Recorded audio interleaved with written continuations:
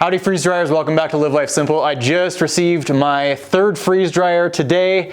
I purchased a small, obviously you already know that because you clicked on this video. I've never owned a small, I've never wanted a small until now, and I'm going to explain why all of the reasons I did not want a small before are now not really a viable argument anymore, and why the small Harvestright freeze dryer is now capable of my freeze drying needs. And there have been some big improvements to these machines that you're gonna wanna see.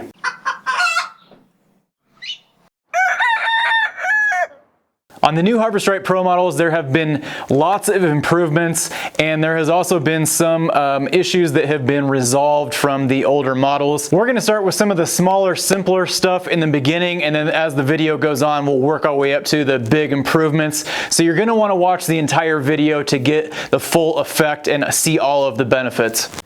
So just for context, I wanna show you all of these next to each other. This one on the left is an XL, one in the middle is a medium, one on the right is the newest model, small.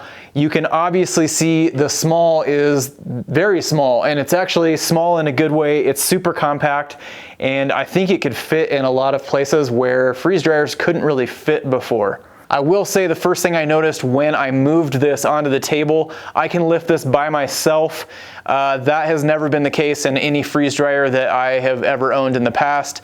The XL is like a 4-person job. The medium is a 2-person job. This small, I was able to pick it up by myself. I can get my arms around it and I just set it right up in there. So that goes in the pro category for me. The weight is very manageable for one person. Not only are these much lighter than they were before, I want to show you how much smaller they actually are. This one is just over 16 inches wide, 26.5 tall, and from the handle to the very back is about 22 inches. Since I mentioned that the small is now a viable option for more freeze dryers, I'm gonna give you a couple reasons why. The first being just the overall footprint. I think that the compact size makes this a better option for the average household because most people do not want another giant appliance in their house. This is very compact. You can kind of squeeze it in a lot tighter places, but that does not mean that it has a smaller capacity, because now the small does not have 3 trays, it has 4 trays, which is what the old medium used to have. This small version is actually almost as big as my medium now as far as freeze drying food capacity. This capacity of this old one would be 24 cups. The new capacity is 20 cups now because they have added the extra tray. And I do want to mention that they have added that extra tray to every size from small all the way up to XL. So even though this one has 4 trays, the new version of the medium would have 5 trays. So don't let that sway your opinion. But because this is a smaller footprint, it does almost the same amount. It's also less money than a medium. So the new version of the small with the extra tray will do almost as much as the old version of the medium for lots less money. So to give you a better idea of size difference, this is a small tray, it holds 5 cups. This is a medium tray, it holds 6 cups. So if you're comparing the new style small to the old style medium, there is only a 4-cup difference because each one of these trays is only 1 cup difference than a medium tray. Because we need to let this sit for 24 hours, I'm gonna open up this other box. We'll go over the pump and we'll go over some of the things that come with the tray. Then we're gonna run this through a quick cycle. I'm gonna show you some quick bullet points of all the new tech, new software, and the improvements that they have made on these new models of freeze dryer, including the small, which is just gonna continue to build our case for why the small freeze dryer is a very viable option for most people now. I'm gonna go over the contents real quick. If you need a more thorough explanation of things, you can definitely go through my other videos. You can see that I went with the Premier vacuum pump. I always do the oiled Premier. It's my favorite pump. It's what I've had on all of my freeze dryers. I have had oilless in the past, but in my opinion, I wouldn't waste the money. You won't hear people very often to tell you to go with the less expensive option, but that's what you're hearing from me today. vacuum pump, filter, impulse sealer, 50 bags and 50 oxygen absorbers, stainless steel trays, basic instruction manuals. I always recommend reading all of these thoroughly. There's great information in here. It'll answer a lot of the questions you have. And if your questions are not answered in these, you can join our Facebook or MeWe group. Those are our 2 social media groups. You can find those at Retired at 40's freeze drying group. The last 3 things you're gonna find in here are going to be your drain hose, vacuum hose, and your power cord. First, let's put our trays in. These are stainless steel, and I actually throw mine in the dishwasher. They work totally fine. You're not gonna hurt them. They're stainless steel. They come clean every time in the dishwasher. And if you wanna make your life a little easier with cleaning, you can get pre-cut parchment from www.freezedryingsupplies.com, as well as these nifty dividers that'll really help you make portions when you're freeze drying. And if you wanna be able to stack the trays, we sell tray stackers as well. These are locking, so they don't fall off like a lot of the competition. You can also use these for pre-freezing your food before you go into the freeze dryer. And if you wanna know more about pre-freezing, make sure you check out some of my other videos, or you can visit our Facebook or MeWe groups. And it looks like they're starting to use a new drain valve. That is awesome news.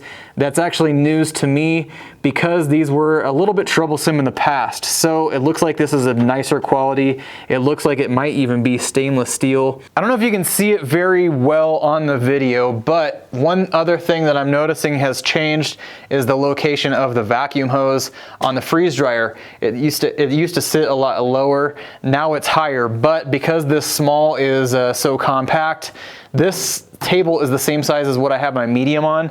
So now it looks like I can probably fit my vacuum pump right next to the freeze dryer. And now that we're all set up, I think we are ready to run a quick load, and I really want to go over the pros of the new machine and all of the new tech and new innovation that has gone into the new version of these freeze dryers. I do want to see if there's anything that has changed with the software or the way that the software runs. And it doesn't look like they've changed anything on the software or the screen or anything like that, so all of that is the same. Let's go into a cycle and see if anything is different there. And right off the bat, I can tell this is, you can probably tell it on the mic too, it's way quieter. The pump in here, it sounds very, very quiet. Way quieter than the large, the medium, or the XL that I have heard. Well, our first test in the small is gonna be kind of a challenging one for the small. I'm doing some pureed bananas on the bottom, and they are not pre-frozen, so I'm just gonna go straight into here. I'm doing 2 trays of apples. One is sliced on the top and then a pureed on that second. Be very interesting to see how much quicker this is. It's supposed to be faster than the last models, and it's definitely quieter. I'm pretty stoked about that. It's so quiet, in fact, I'm gonna do something that I really didn't have any plans on doing today. Just by listening by ear, it's for sure the quietest one that I have ever had. This actually, to me, changes a lot of things because I think that you can put these in different spaces that you probably used to not be able to. From 10 feet away.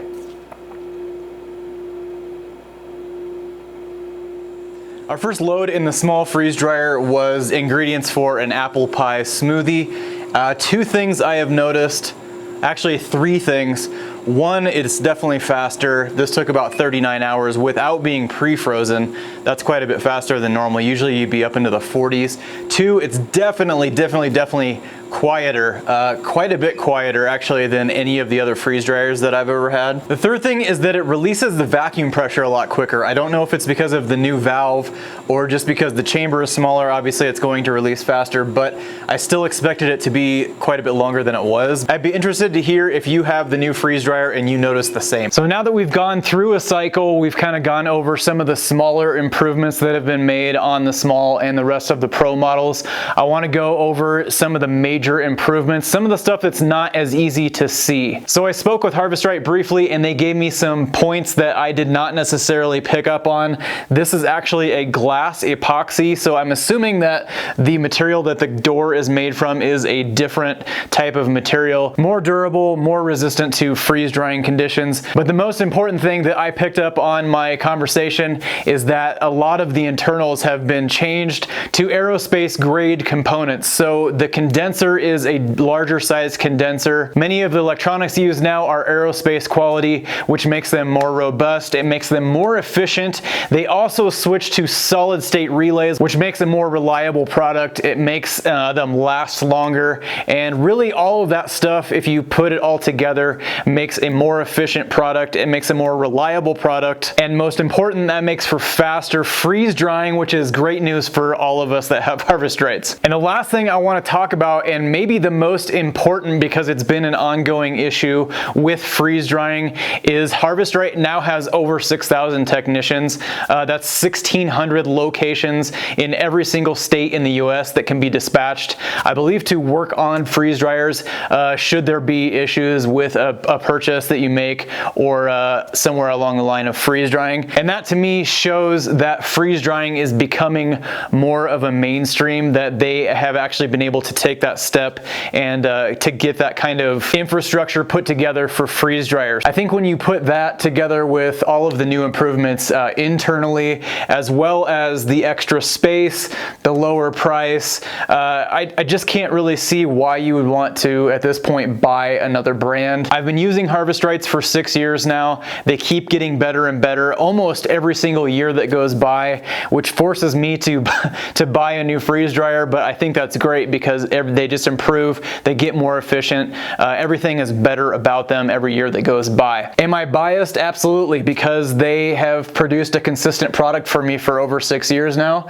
and every single one that I have purchased, they just keep getting better and better, and freeze drying has just become better and better for me. I hope you all found this video helpful, especially if you're considering buying a small freeze dryer. I'll probably do another video that kind of goes over the whole lineup of Pro models. If you found it helpful, let me know. Give me a thumbs up. Don't forget to subscribe to Live Life Simple. We do primarily freeze drying on this channel. And in the meantime, remember to live life simple and happy freeze drying. We'll catch you next week.